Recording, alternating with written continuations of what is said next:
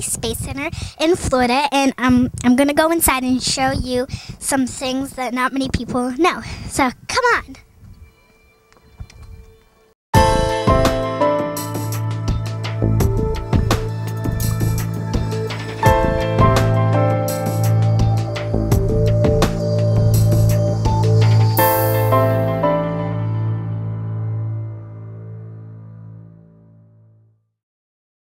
Hey guys, this is a fun fact.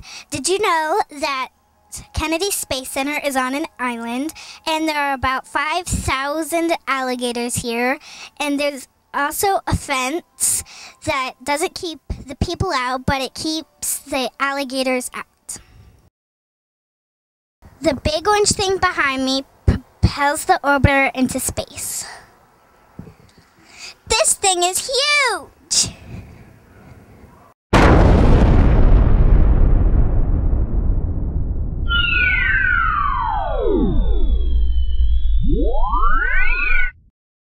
You know how most gardens where you plant flowers or vegetables? Well, we're going to a rocket garden. Let's go.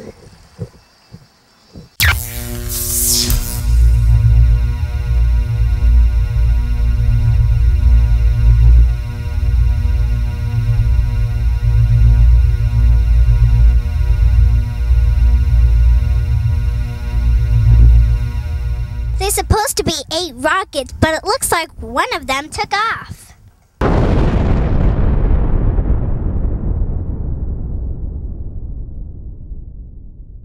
This is where the missing rocket used to be. Actually, it's being refurbished.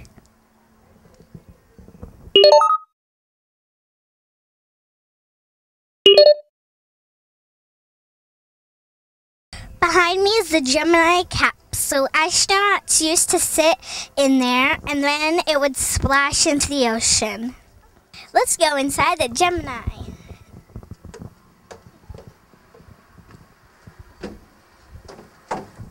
It's really small in here. I can't imagine it going into the ocean.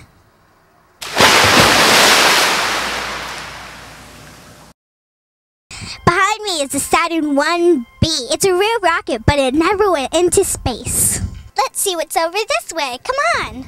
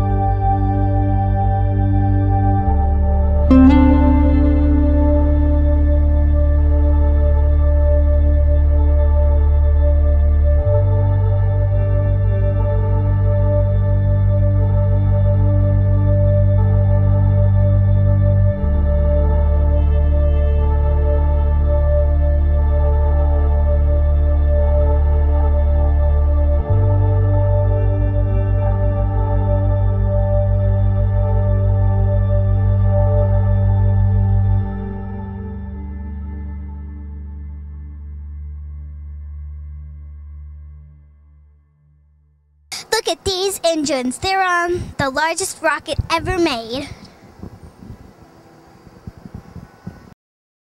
This is the Apollo 14 space capsule. It went up to the moon with 3 astronauts inside.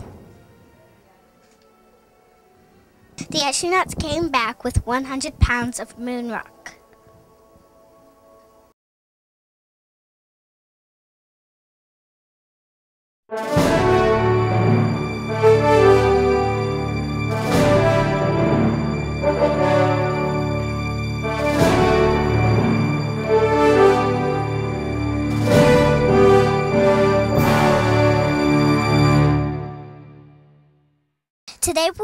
talking with a real astronaut. His name is John Fabian. Hello, John. How are you doing today? I'm doing good, Emily. How are you doing?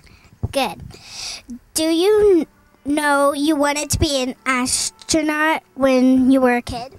No, when I was a kid, there weren't any astronauts. There weren't any astronauts until I was in college. Then there were astronauts, and I wanted to be one. What does it feel like to be floating in space above the Earth? Well, it feels really wonderful to be able to float in space. It's fun to kind of do somersaults and flips inside the spaceship. I got to put my pants on 2 legs at a time. Did you ever get to try to do that? No. How old were you when you officially became an astronaut? I was 39 years old. That's kind of old for a beginning astronaut, but not real old. Most of the astronauts were in their 30s. What kind of schooling did you have to prepare yourself? When I was young, I loved mathematics and science, so I really liked to study those things. So I studied chemistry and physics and algebra and all of these things about mathematics. Then when I went to university, I trained to be an engineer. So I had almost 10 years of university education in engineering. Do you have to be in good physical condition to go into space? Yes, you have to be in good physical condition just to train to go to space. Flying in space isn't so hard on the body, but training to go into space is very difficult. What kind of physical training do you go through?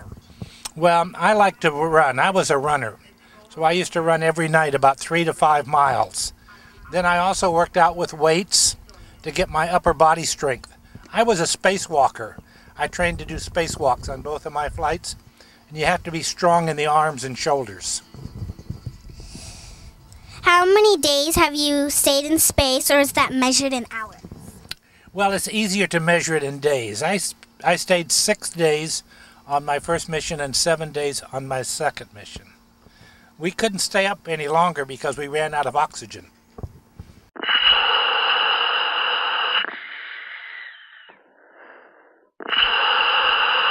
Your first mission was the STS-7 on the Space Shuttle Challenger. Can you tell us what made that mission so special?